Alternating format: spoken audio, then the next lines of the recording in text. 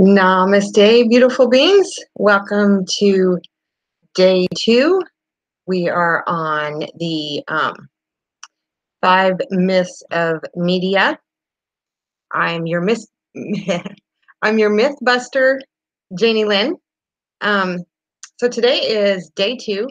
We're on to myth number 2. Yesterday was day 1, and we talked about posting a live video and expecting immediate and instant results on getting clients and why that doesn't usually happen.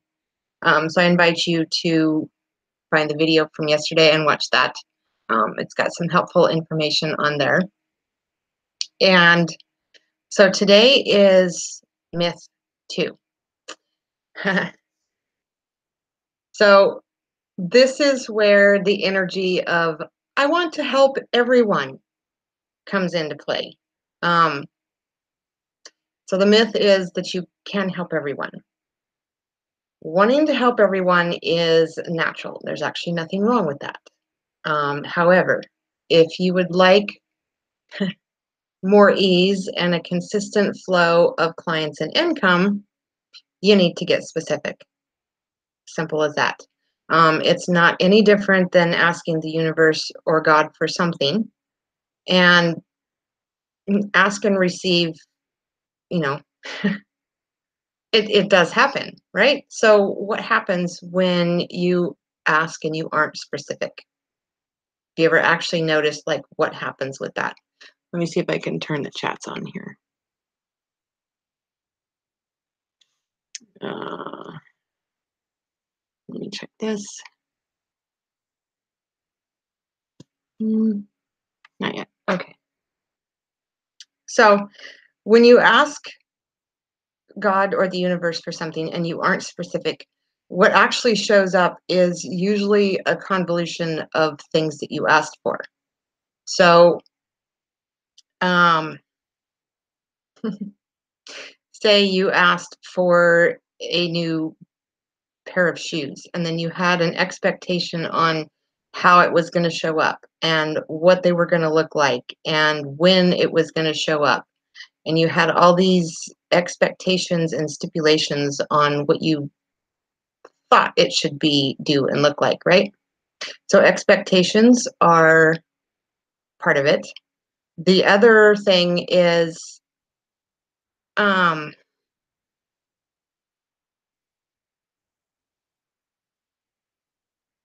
putting expectations on it limits it, for one. Sorry, I just got an email. I'm just distracting myself. So being specific gives the universe something to actually give you. It's not vague and full of expectations and limitations, because the universe doesn't actually work that way. So the truth is, not everyone wants or needs your specific services.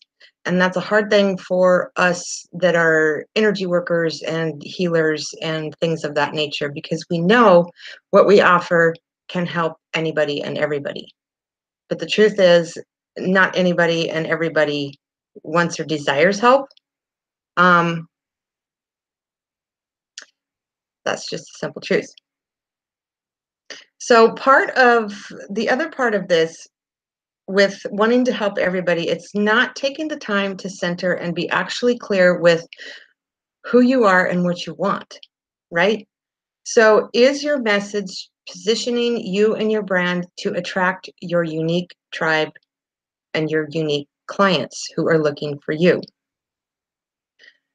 So, and you'll hear me say this over and over about being clear about your message, and I'll tell you in a minute why. So being clear with your message gives you the knowledge of who you are serving and who you're marketing to. Okay. So this is essential with your message and having clarity with it, because that is a big part of what expands your business. The other big part is you and your energy. That does the rest of expanding your business. I took notes today because this is pretty important. So your message is what you put out into the world first.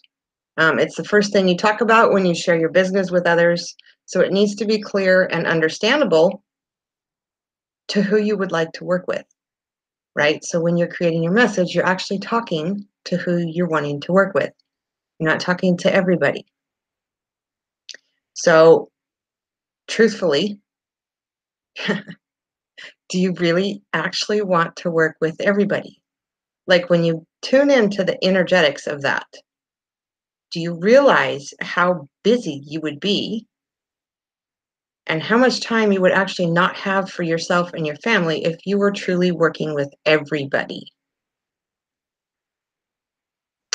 That's why being specific is important. So when you take a moment and look at that, what shows up for you? Like, does that change your perspective of wanting to work with everybody? So that's the first step. So, for example, like with myself, I work with codependent women who desire to be seen and heard. And then the next step with that is I ask, why is that important to me? So I have a passion for helping women who are codependent get out of bad situations. And along with that comes clearing limiting beliefs and blocks and changing mindsets.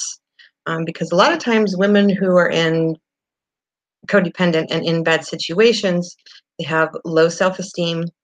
Um, so you see, I have a why, and it keeps going and going and going. I could talk about it all day long. And my passion that fuels that is because I've been there and I've lived it. I've been there, done that. And it's not fun.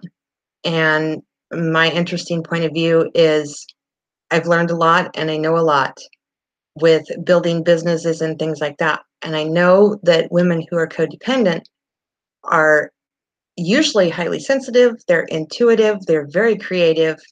Um, most of them have a deep down desire that they want to have a business, they want to work from home, they want to create their own money, they want to be empowered and empower themselves. So all of that is what fuels my business. That's my why, that's my passion. And because I've been there, done that, and lived it, I've done all the hard work. So my goal is to make it easier for these women, um, so they don't have to go through all the struggles that I did, and the incredible school of hard knocks that we're all highly certified in. So your why has to ignite your passion, and it has to speak to the emotions of who you are looking to attract. So people buy things based on feelings and emotions. So if you're not creating a feeling and you're not sparking an emotion, you're not going to attract the tribe and the clients who are looking for you. So one of the other things that I mentioned a little bit earlier was your brand. So I wanted to speak to, why is your brand important? Um, it's what helps you. It's what helps who you are attracting to recognize you. It speaks to your tribe. It sparks a feeling. It sparks an emotion. Um, and like I said before, people buy and make purchases based on feelings and emotions. So, for example, years ago, I used to drink Dr. Pepper. I loved it, and I had it every day, multiple times a day. Um, but that's something like everyone knows about Dr. Pepper. Generally, when you see a bottle with that color of label, your first response is to assume that it's Dr. Pepper in one form or another. Um, and for those of us who were or still are, I realize there's still people that drink Dr. Pepper. It's, I still think it's yummy. I just don't drink it. Um, so like for me, and for those of you that still drink it, like all you have to do is see a logo or a can or something that has to do with Dr. Pepper. and it triggers things. It starts triggering things right away. Like you can taste it, you can smell it, you can feel the bubbles on your nose when you are going to be taking a drink. And all of this, is going to happen if you drink it, and you know it just by seeing it. Okay. You know what it tastes like, you know what it smells like, you know what it feels like, and you know how it makes you feel. So that's the purpose of a brand, is to create consistency, is to create um, feelings and emotions. And it's so that you can speak to your tribe about who you are, what you do, how you make them feel, and all of that will inspire an emotional response. So when you're consistent with your brand and your message, you are well on your way to lighting up the path so your tribe can easily find you. Um, so with all that being said, I hope some of that was helpful. I want to thank you for watching today. I would love for you to share in the comments below, like, what was most helpful for you about myth number 2.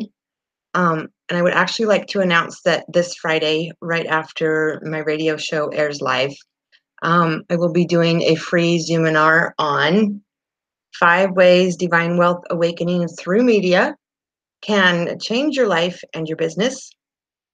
So if you would like to join us there, I will actually be going into more detail on these 5 myths, as well as sharing how you can fine tune your message and speak it with confidence. So for details on attending the Zoom, please message me on Facebook or in the comments below, and I will get the link emailed to you ASAP. And also, if I've already mentioned something that you know in your business or your life needs shifting and changing, I invite you to schedule a 30-minute call with me, and let's chat about it. So I really, really love to create some ease in your business and eliminate the overthinking loop that may actually be limiting the growth of your business. So thanks for watching, and until tomorrow, I will see you again at 12 noon Pacific time and 3 p.m. Eastern time, right here in the same spot for myth number 3. Namaste.